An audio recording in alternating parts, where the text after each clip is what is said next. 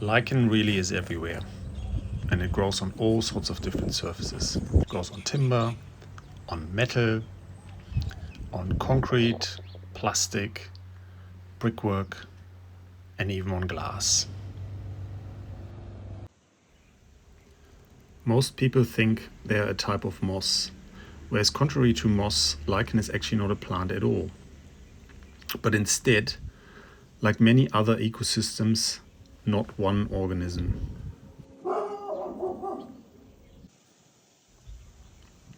The diversity of lichen is huge. They come in all sorts of different colors and shapes. There are about 18,000 different varieties of lichen.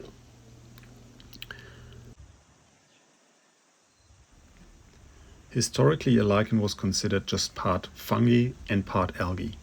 But just recently, scientists have looked into these life forms in more detail and discovered that they are a lot more complex than that. There are other fungi, other algae, cyanobacteria, and other bacteria all working together basically in this little ecosystem. In this ecosystem, the fungi provides the structure and the shape, provides water and other nutrients, whereas the algae photosynthesize. We basically have three different types of lichen. We have fruticose lichens, which are these 3D branching lichens.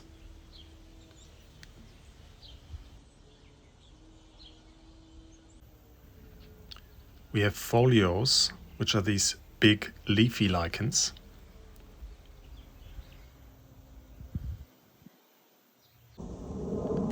And then we have the crusty lichens, which are, like the name suggests, kind of flat and crusty looking. It is said that the presence of lichen is a sign of good air quality, but where most of them are very sensitive to pollution, others are much more tolerant. Lichens reproduce via spores traveling by wind, water, rain, or animals transporting them. And while they are not dangerous to trees by killing branches or suffocating plants, they certainly give shelter to insects, beneficial as well as non-beneficial. And while small amounts can add character to a tree and making it look more aged, there is a limit to it. I'd rather see more bark than lichen, to be honest. Certainly is also about personal preference. So how do you control the growth of lichen on your bonsai tree then? Well, this is actually a prime example because it's a cedar tree. It's about 50 to 55 years old. It's a Cedar Deodara aurea, the golden cedar variety. And it's got four different varieties of lichen on it. And they've just really taken over the last 2 to 3 years. We've had a few really wet years and the lichen growth has just exploded, and I would like to really trim it back. So as opposed to just hammering it with a product that I'm not really familiar with, I decided to do two different products. One is a natural product, one is a commercial product, and I decided to go outside and do an experiment on the letterbox, which is a metal letterbox, and then on two different trees, and just see how it responds, which one is easier to take off afterwards, and which one kills it, which one doesn't, before I get into the tree, and so that I kind of know that I'm doing the right thing to the tree, because I don't want to kill it or want to make any mistakes. So let me show you outside. So this is the experiment that I ran. I used two different products. I used Surrender from Yates, which is a moss, liverwort, algae and lichen killer. And the active ingredient is benzalkonium chloride.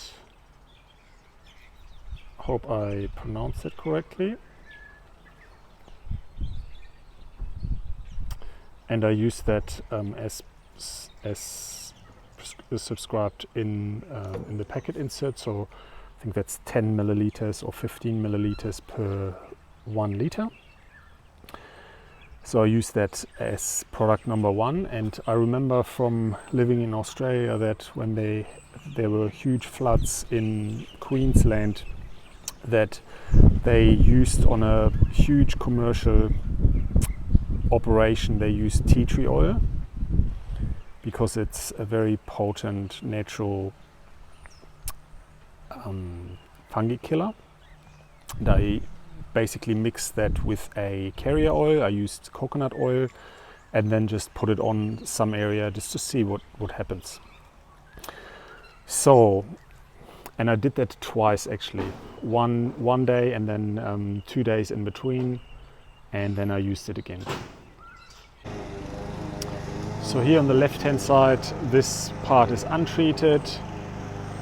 This part here is treated, and the rest this one here is treated as well. So that's treated with the oil, and you can see that it's kind of got this oily appearance to it. And this one again is untreated.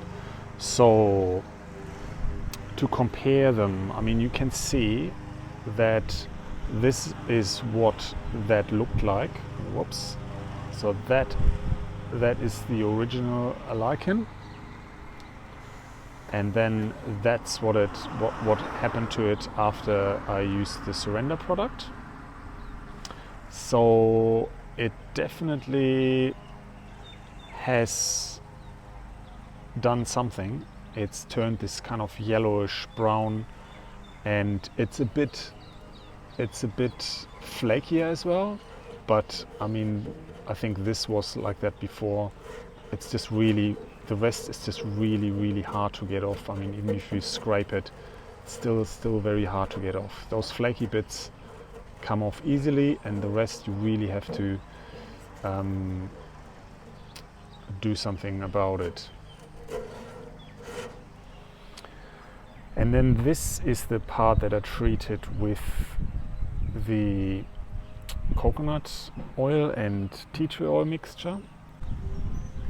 It turned it to this oily consistency, but it is still as flaky and kind of crusty as the original stuff is. It's obviously changed the color, but that's just from the oil. I don't really think it's killed it, but I mean, it's just hard to say. Hey, who have we got here? Hello. Okay, I'll show you the experiment on the trees. So this part is the original one, and that part is the treated one. I didn't use the tea tree oil here. I only used the Yates Surrender. So this part, as I said, this part is the untreated one, and that one is the treated one. There's a definite change of color. It's definitely, again, done something. It's kind of killed the lichen underneath it. But I mean, even if I get my fingernails, it's just hard to do, to take it off. So on here it is very similar. This is the untreated area. That's a very similar area to the one that I treated, with again 3 different types of lichen on it. And compare that to this area. So it's definitely done something. It's definitely reduced the health of it, and kind of killed parts of it off. So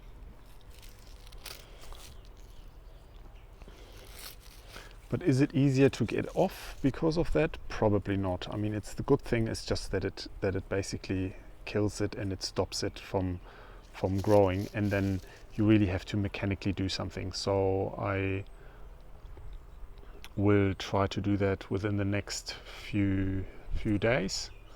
Be careful with it, and I'll just show you now how I'm going to treat the the cedar and continue that process.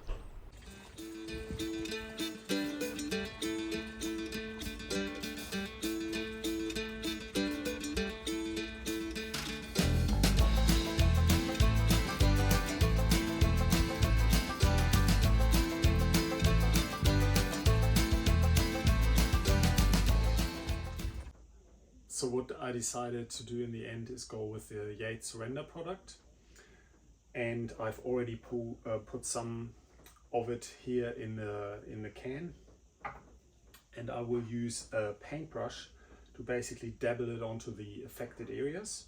So as I said before, I have at least 4 different types here, and I bring the camera in a bit as well to give you a closer look of it. And that will allow me to, over time, stop any further lichen from growing on the tree. I mean, the bark is quite craggy by now because it's such an old tree. It's quite delicate and it's a bit hard to get off it, especially the crusty lichen. So in order to, I mean, I've seen people using a water blaster, and that obviously doesn't work on this tree because it'll just destroy the bark. So I will over time kind of kill it with that product, stop any further lichen from growing, and then maybe use a little wire brush very carefully, a gentle one, to kind of brush some of the stuff off, and some of the other stuff will just flake off, and then over time I will just reduce it. And as I said before, I'm not too fussed of any lichen growing on it. I think it's adding to the character of the tree, but it's just getting too much by now. So I'll just bring the camera in a bit closer and show you those areas. So first of all, I will use a towel and cover the area of the soil. So I cover that with a towel, so any product that is running down or dripping down is not going to get into the root mass.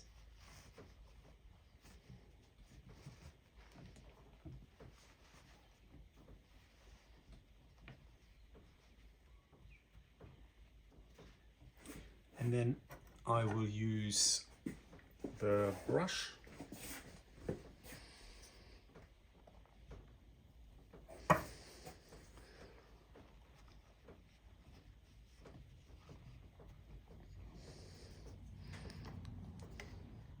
use some of the product and really just carefully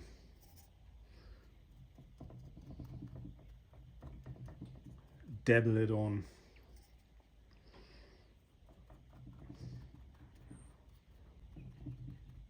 And I think I will have to do that not just once, but probably 2 or 3 times over a period of a week. But this way it kind of gives me a bit more confidence that it doesn't do anything nasty to the bark, which I've seen on the apple tree and on the magnolia tree that it didn't do that. So I'm pretty confident that it doesn't do that on here. And what you can also do obviously is, if you're still unsure, just do a small area of the tree and not the entire tree. That always prevents any accidents really. So I can already see that some of the stuff even comes off just with the brush. So this is actually kind of foaming off a bit. And I will now get into a bit of a higher area. So I'll take the camera up again. So, and as you can see here, the bark is really old and beautiful and craggy, and it's got some really wonderful age to it. So I want to really preserve that. And as you can see here, the stuff kind of makes it really stand out at the moment, makes it turn this more vibrant green.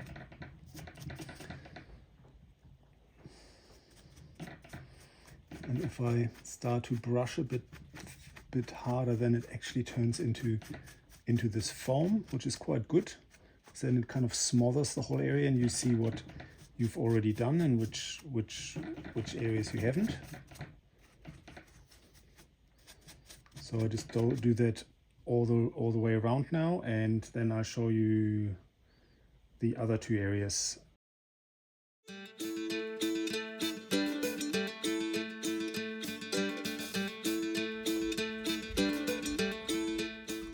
This is again a different type. This is a crusty one that is kind of covering really on flat surfaces a whole lot of area. And this is probably the stuff that is the hardest to get off, because it's just so attached to the tree. It's basically just one with the bark. Yeah, and last but not least, you can see that folios lichen in there, and I take the foliage away a bit, and that obviously needs to be dabbled as well, but this is actually the stuff that grows on a few branches, not on all of them, but a few, that is the easiest to take off, because you can kind of just peel it off like a bit of masking tape or something like that, and you don't endanger the tearing the bark off with it. Okay, I do that on the rest as well, and then see you in a second.